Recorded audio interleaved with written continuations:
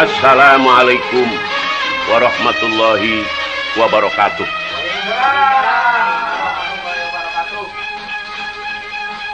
A'udzubillahi minasyaitonir rajim. Bismillahirrahmanirrahim. Alhamdulillahi rabbil alamin. Wassalatu wassalamu ala asrofil anbiya'i wal mursalin wa ala alihi wa ashabihi ajmain, amma ba'du. Para hadirin, Sohibul Hikayat dengan judul Kiai Ahmad ayeuna kusim kuring bade digarap. Ari sakawitna kieu para saderek. Aya hiji jalmi, eta jalmi teh anu jauh pisan tina agama. Poek bulan tanggal 30-na ai pengakuan tetap beragama Islam, tapi karena palaturan ieu agama Islam nolak sama sekali. Ulah higaning nyaho kana praktekna salat, nincak oge ka masjid getara. Eta jalmi teh puas, ceuk urang Bogor teh mah tungul di parud catang dirumpak, tukang bobok tukang tarok ngan henteu tukang ngabobokan anrok mah. Gawena istuning hobina teh kana main, seolah-olah judi anu dilarang ku Allah. Sajabati eta hobina eta si jalma teh tukang ngadukeun hayam, tukang pasea, sebab nganehna ngabogaan rasa pinuh ku ilmu kalahiran. Bangsa ajian weduk parung, Cigunewa, Cikengkengan, Serak, Cimane, Tanyakan, Beraja Musti, Taji Malela, Betara Karang, Ilmu Banyu, Pancasona, Betara Sangsang, Sapu Angin, ngan henteu Sapu Inyuk, Sapu Pare, bogaeun manehanan.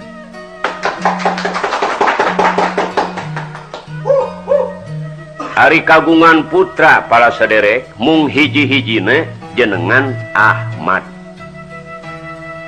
Ai umurna eta Ahmad kurang leuwih 10 tahun. Kumaha para saderek kajadianana ieu si jalma anu wani ngarempak larangan Allah, anu beurang peuting gawena main jeung ngadu hayam, akhirna harta kakayaanana seep. Akhirna manehna balangsak dahar sore henteu isuk.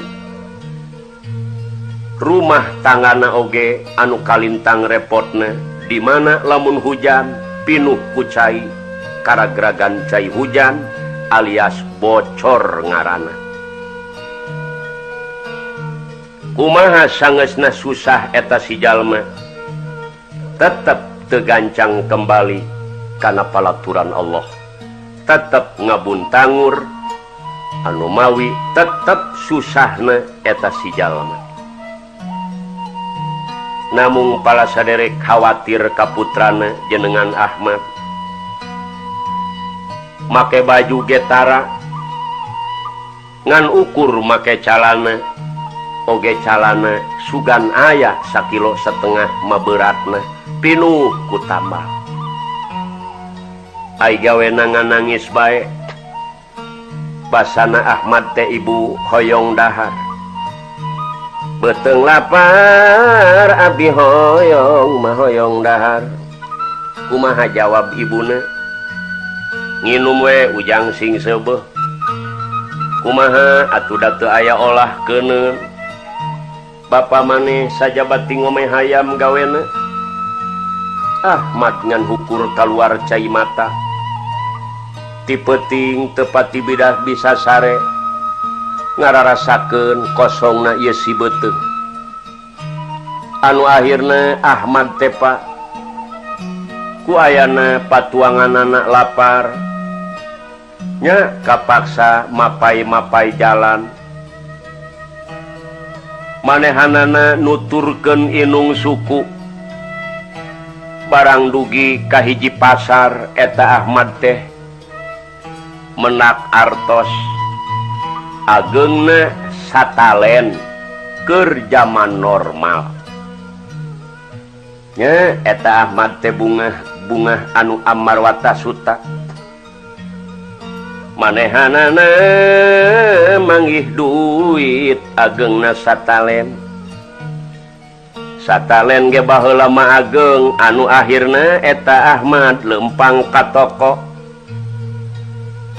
alias ka warung peserkeun kana beas kana lauk kana uyah restana dipeserkeun kana useup jeung kenur mun cara ayeuna mah 2 kilometer maksudna Ahmad nu mawi meser alat-alat nguseup alias mancing rek hayang usaha maraban inung bapak tujuan Ahmad nek usaha mancing sugan kapanggih saleter-letereun gancangna ye kiamat teh mulih ka bumina barang datang ka imahna eta teh Ahmad dipasrahkeun ka ibuna basana ibu abdi teh menak artos satalen ngan dibelikeun kana beas nubruk ibuna jang deudeuh teuing ibu geus teu kuat ieu teh beuteung ka cida laparna ti mana maneh teh menang beas jang menak artos cenah bu tah ieu beasna tah ieu laukna bapana oge keur ngomeh hayam tepi ka dilesotkeun sebab ngadenge Ahmad mamawa beas penting maneh geura sangu aing oge lapar ye dijawab ku pamajikanana teu bisa nyangu atuh Kang ai eueuh suluhna mah lalaki kuduna anu kudu ngalasuluh teh kumaha jawabna eta jelema ngedul jelema tukang ngomeh hayam pokna aing sangeuk ai kudu ngalasuluh mah lapar mah lapar we tah kabang bahulaan jelema teh kitu malesna eta bapana Ahmad teh kitu anu akhirna ku males-malesna bisa oge ngalasuluh eta bapana tapi bilik imahna bilik dapur belah wetan dihantem tak gitu ngedul-ngedulna eta jalma pala sendiri nya anu akhirna disangu barang geus disangu geus asa nah Ahmad mah ampir teu kabagian ku indungna jeung ku bapana ai Ahmad mah gawena ngarautan awi we sapeupeting nyieun naon maksudna nyieun jejer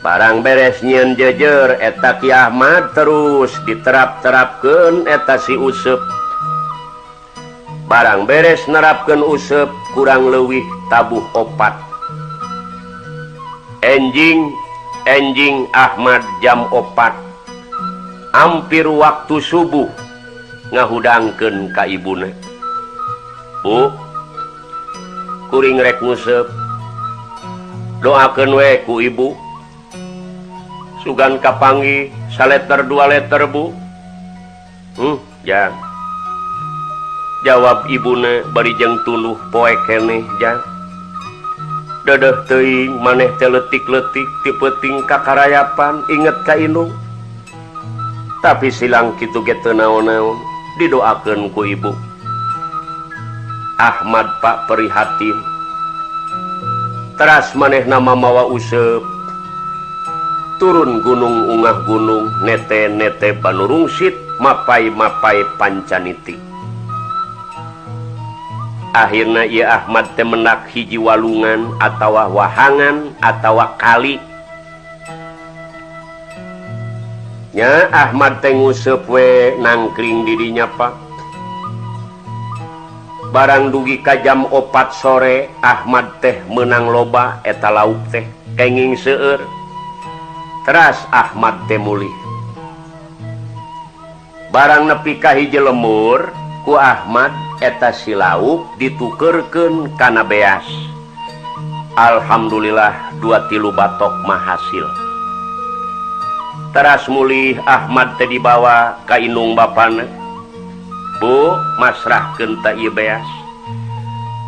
Hasil nguseup atawa mancing teh kuring meunang lauk. Dilironkeun kana ieu beas. Duh, Mad. Ulah eureun-eureun maneh nguseup tong.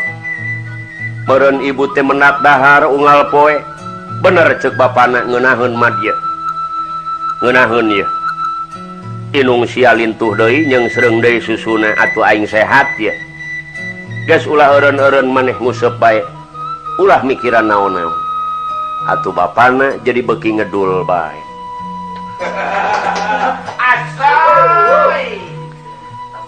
Eta Ahmad teh jadi gawena eueuh deui nguseup bae manehanana mah unggal poe. Jadi didikan masa-masa kali eta Ahmad kosong pisan, kosong tina didikan. Sumawana didikan agama, sumawana pengetahuan umum. Jadi Ahmad teh ngan ukur ngabogaan didikan iwal ti mancing atawa nguseup. Tah Ahmad lami jeung lami gawena nguseup. Jalan oge mun geus ledug ku sorangan. Kurang leuwih 2 tahun Ahmad gawena nguseup. Para bapak cunuk kana waktu ninggang kana mangsa. Kapenak jeung hiji santri di perjalanan. Cek santri, assalamualaikum.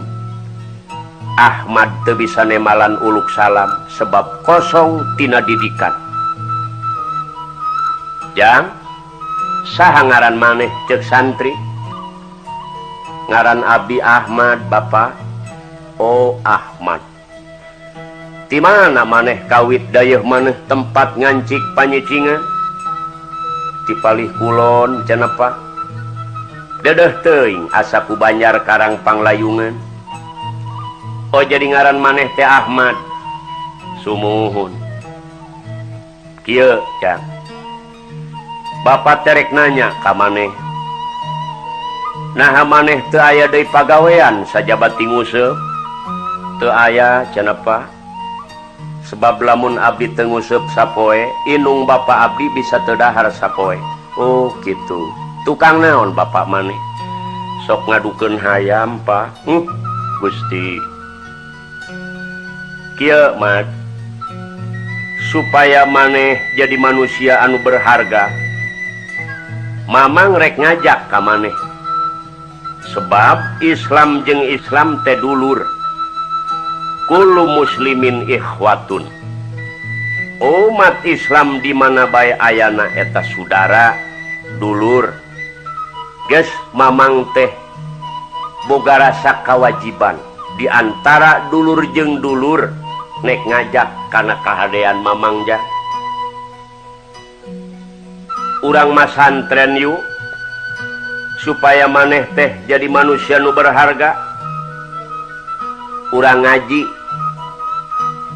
Ahmad poek Pak. Teu nyaho kana bahasa kecap ngaji. Naon cenah mang aing ngaji teh ngeunah. Ya Allah ya Rabbi. Dianggapna kadaharan apa naon teh? Jang ngaji neangan ilmu maksudna ngaleungitkeun kabodohan neangan kapinteran. Atuh uing mah teu boga bekel ceuk Ahmad. Ye, kieu Jang, urusan bekel mah mamang tanggung jawab. Asal maneh daek ngaji. Cik geura bebeja ka inung bapak maneh, bejakeun kuring hayang masantren, hayang bisa ngaji, cik. Muhun cenah mang. Jadi kula ka dieu deui cenah lamun geus diizinan ku inung bapak. Heueuh ka dieu deui ja. Jadi Ahmad teh papisah jeung santri. lajeng mulih manehanana eta Kiai Ahmad barang datang ka imahna nyangakeun deui eta beas ladang lauk terus didahar disangu dipasak diolahkeun barang beres Pak terus dalalahar Ahmad sareng inung bapana barang beres dahar Ahmad pokna teh kieu Bu Bapak kuring rek wak cabalaka nek blak-blakan ceuk Ahmad kuring nek eureun nguseup teh naon sababna sebab kuring teh hayang boga pangalaman hayang neangan ilmu hayang bisa ngaji Bapak kumaha jawab bapana Mad dia ulah menang dililir ku batur ya geus ngeunaheun ieu ye nu sia tulintuh ya aing gelintuh ieu geus ngaji mah ngeunah di lebok moal ieu mah geus puguh aing kapanggih daharan unggal poe ulah sok menang dililir batur ilmu di aing ngebekrek ceuk Ahmad lain kitu Bapak keukeuh kuring mah hayang masantren ceuk bapana heueuh sia masantren oge pan teu boga bekelna Ahmad Pak dijawab ku Ahmad ai sonor bekel mah teu kudu mawa dijamin uing ku santri-santri asal daek ngaji waduh ceuk bapana pusing aing atuh sia bisa dahar di pasantren aing jeung inung sia itu terserah Bapak ceuk Ahmad waduh kieu we atuh madlah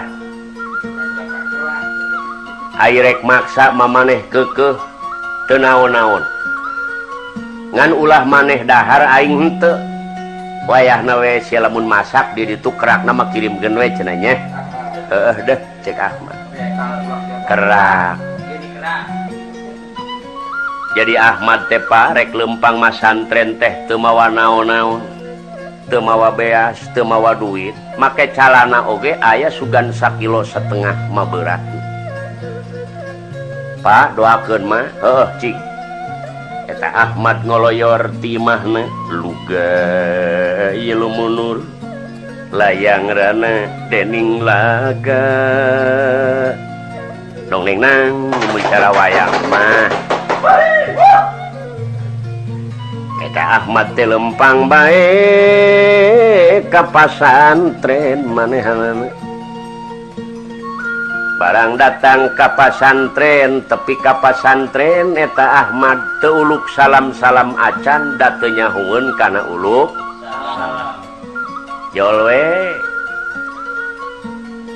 jol santri bener si Ahmad geuning ya sumuhun cenah mah kumaha ye dibikeun ku inung bapa maneh pasihkeun mah heuh syukur tah ieu beas bapa nyerenkeun ye ta laukna ta uyahna mamang marek ngaji ayeuna ye nya ke di mana mamang balik ngaji sangu kudu geus asaknya sumuhun mah jadi Ahmad teh gawena tukang masak unggal poe eta Ahmad masak bae eta gawena hari ngaji matara salat tara gawena ngan masak bae lami jeung lami Pak barang 2 bulan Ahmad lilana dipariksa ku santri Ahmad ulaan mah geus nepi kana naon maneh ngaji cacan ngaji keur naon aing maraban sia teh mah ai teu daek ngaji maning balik maneh teh duh ai balik macana uing besi balangsak mah pagahan we ku mamang ai kudu ngaji mah hayo ngaji ayeuna maneh pala saderek si Ahmad harita keneh di pagahan ngaji ku eta santri anu mempertanggungjawab daharna ka eta Ahmad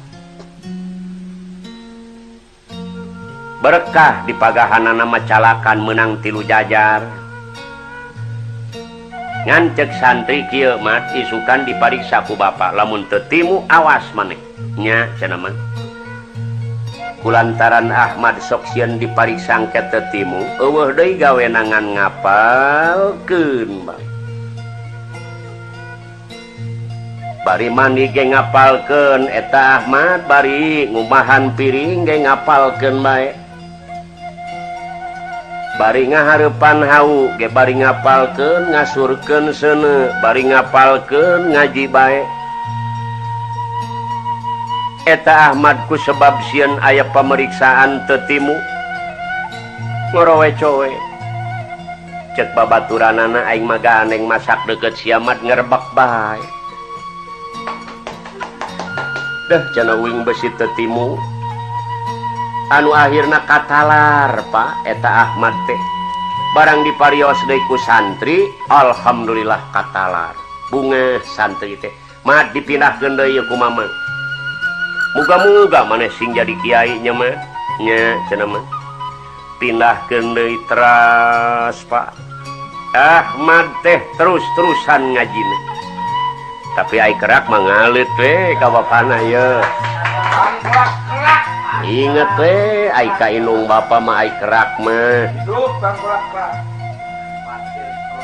nya anu akhirna ieu riwayat Ahmad aya di pasantren teu mulih-mulih sobar jeung bari jeung tawakal ka Allah eta Ahmad barang meunang umuran 2 tahun Ahmad ningkat kana ngaji ambil jurumiyah bagian ilmu nahwu sangeusna ngaji amil jurumiyah eta ngaran Ahmad